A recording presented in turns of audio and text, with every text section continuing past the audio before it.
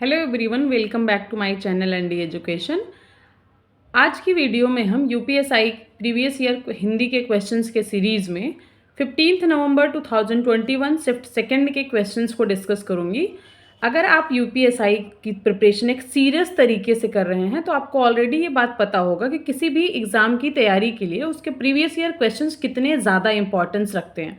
ठीक है, तो इसलिए आप लोग एक बार क्वेश्चंस इस प्रीवियस ईयर के क्वेश्चंस के सीरीज़ में आप हर दिन एक 8 से 10 मिनट की वीडियो मेरे चैनल पे पाएंगे। अगर आप वो देखेंगे तो आपको 10 मिनट में पूरे 40 हिंदी के क्वेश्चंस के बारे में पता चलेगा कि किस टाइप के क्वेश्चंस अभी तक प्रीवियस ईयर में पूछे गए हैं यूपीएसआई के। एक्चुअली में 2021 में जो 21 में जो यूपीएसआई का पेपर हुआ था पूरे 54 शिफ्ट में हुआ था।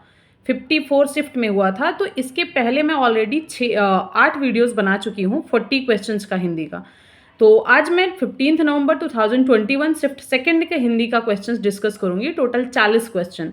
तो आप अपने पूरे दिन के प्रिपरेशन के बाद लास्ट में 10 मिनट की वीडियो ये एज अ रिवीजन पर्पज से देख सकते हैं कि आज पूरे दिन आपने जो कुछ भी पढ़ा है वो शायद इसी डायरेक्शन में है क्या, जो कुछ भी आपने पढ़ा है वो क्वेश्चन एटलीस्ट कर पा रहे हैं या नहीं, और जो कुछ भी आप पढ़ चुके हैं उसके अलावा क्या कुछ रह गया जो आपको पढ़ना बाकी है अभी।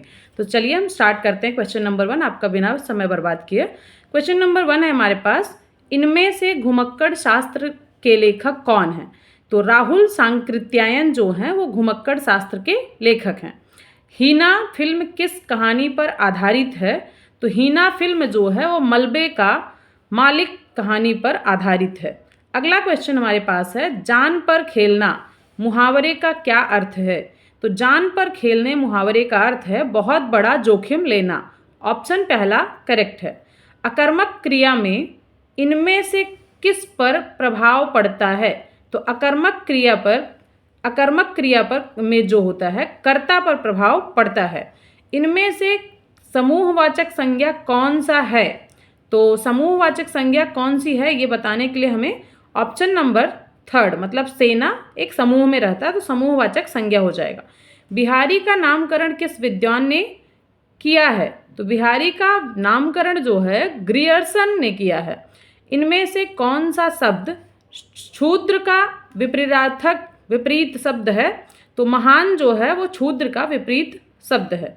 अगला क्वेश्चन है, मेरे समय के शब्द किस विधा की रचना है? मेरे समय की शब्द, इसका सही आंसर हो जाएगा आलोचना। निम्नलिखित में से कौन सा शब्द गो का अर्थ नहीं है? ये गज जो है वो गो का अर्थ नहीं है, पहला विकल्प सही है। यह काम उसने ही किया होगा, इस वाक्य में ही क्या है? तो ही जो है वो निपात है, तो क्वेश्चन नंबर 10 का दूसरा ऑप्शन सही है।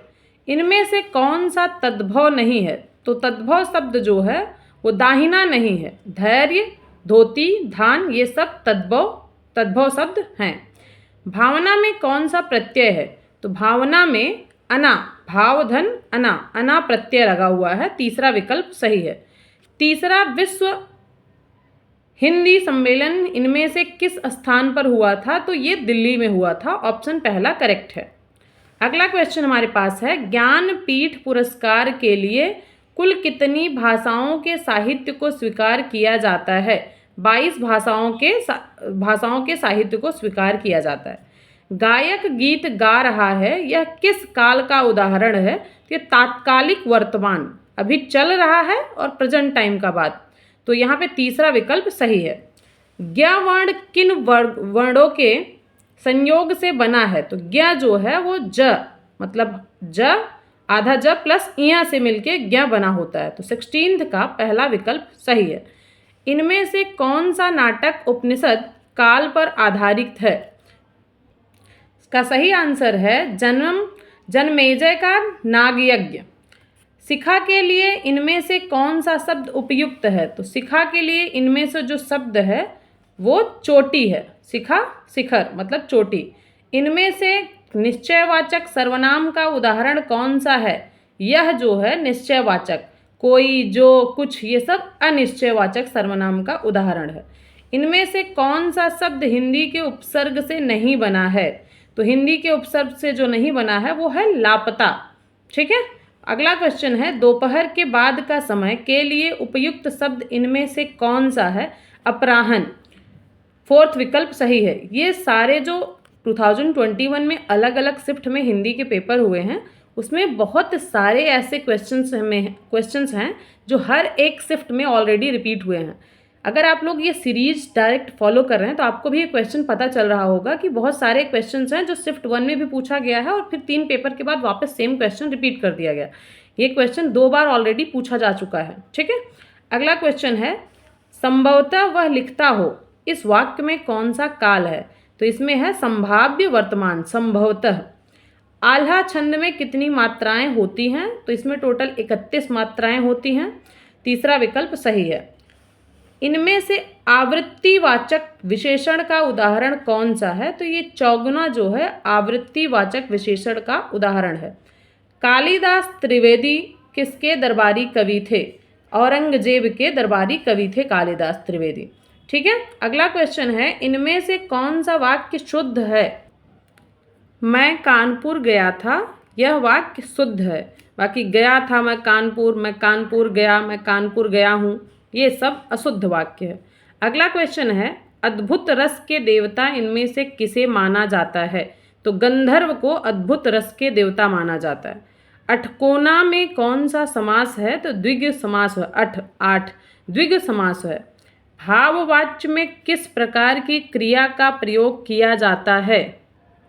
इस क्वेश्चन का सही आंसर है अकर्मक क्रिया का प्रयोग किया जाता है। विप्सा में कौन सा अलंकार है? तो विप्सा में शब्दा अलंकार है। समास के संदर्भ में इनमें से कौन सा कथन सही है? तो इसका सही आंसर है समास के संदर्भ में द्वंद्व समास में सभी पद प्रधान होते हैं। ये बिल्कुल करेक्ट बात है, सही है। जिस कर्मधारय का पूर्व पद संख्या बोधक हो वह द्विग कर्मधारय समास कहलाता है। अभी जस्ट हमने द्विग कर्मधारय समास देखा है जिसमें हमने अठकोना पढ़ा है। अगला क्वेश्चन, तत्पुरुष समास में साधारणतः प्रथम पद विशेषण और द्वितीय पद विशेष होता है। तो इसका सभी विकल्प जो है सही है, तो इसलिए क्वेश्चन नंबर 31 का सही आंसर हो जाएगा फोर्थ। अगला क्वेश्चन हमारे पास दिया हुआ है, निम्नलिखित में योजक चिन्ह कौन सा है? तो हमें योजक चिन्ह बताना है कौन सा है। तो इसका सही आंसर हमारे पास योजक चिन्ह दूसरे विकल्प में दिया गया है। भक्षण में कौन सा प्रत्यय है? तो भक्षण में अन प्रत्यय है। ठीक है, भक्ष अन प्रत्यय लगा हुआ है। हिंदी दिवस कब मनाया जाता है? तो हिंदी दिवस आप सबको पता होगा 14 सितंबर को मनाया जाता है। इसका सही आंसर है फोर्थ। क्वेश्चन नंबर 35 से 37 के क्वेश्चंस को सॉल्व करने के लिए सबसे पहले हम इस अनुच्छेद को पढ़ेंगे, उसके बाद क्वेश्चन सॉल्व करेंगे। हमारे पास अनुच्छेद दिया गया है, जिंदगी के असली मज़े उनके लिए नहीं है जो फूलों की छाह के नीचे खेलते और सोते हैं, बल्कि फूलों की छाह के नीचे अगर जीवन का कोई स्वाद छिपा है तो वह भी उन्हीं के लिए है जो दूर रेगिस्तान से आ रहे हैं, जिनका कंठ सूखा हुआ है, होठ फटे हुए हैं और सारा बदन पसीने से तर है। पानी में जो अमृत वाला तत्व है उसे वह जानता है जो धूप में खूब सूख चुका है, वह नहीं जो रेगिस्तान में कभी पड़ा ही नहीं है। ठीक है, तो अगला अब हमारे पास क्वेश्चन 35 है। क्वेश्चन लिखा हुआ है, उपर्युक्त गद्यांश में अमृत वाला तत्व का क्या तात्पर्य है? तो इसका सही आंसर है जीवन का सार। जीवन का सार जो है उसी को पता होता है क्या मीनिंग है जो संघर्ष में रहा हो। उपर्युक्त गद्यांश में किस बात के महत्व को बताया गया है? तो इसमें सही जो जिस बारे में बात किया गया वो श्रम के बारे में बात किया है, मेहनत। क्वेश्चन नंबर 36 का सही आंसर है तीसरा। उपरोक्त गद्यांश के अनुसार जो धूप में खूब सूख चुका हो वाक्य से क्या अभिप्राय है? उसका सही अभिप्राय है जो ऑलरेडी कड़ी मेहनत या फिर कड़ा परिश्रम कर रहा हो या कर चुका हो। अगला क्वेश्चन अब हम करेंगे, नेता का स्त्रीलिंग रूप क्या है? तो नेता का स्त्रीलिंग जो होता है वो नेत्री होता है। इनमें से कौन सी बोली ट वर्ग बहुला है? तो मालवी जो है वो ट वर्ग की बहुला है। पहला विकल्प सही है। अगला क्वेश्चन हमारे पास है, चींटी का पर्यायवाची शब्द इनमें से कौन सा है? तो सिमिका जो है वो चींटी का पर्यायवाची शब्द है। पहला विकल्प बिल्कुल सही है। ये थे टोटल 40 हिंदी के क्वेश्चंस। मिलते हैं नेक्स्ट वीडियो में 40 प्रीवियस ईयर हिंदी के क्वेश्चंस के साथ। हिंदी के सीरीज़ में प्रीवियस ईयर सारे क्वेश्चंस खत्म हो जाएंगे तो उसके बाद मैं आप लोगों के जीके जीएस मतलब बेसिक लॉ और कॉन्स्टिट्यूशन जनरल नॉलेज का भी 40 हिंदी का क्वेश्चन 40 प्रीवियस ईयर क्वेश्चंस करवाऊंगी। थैंक यू सो मच, मिलते हैं नेक्स्ट वीडियो में।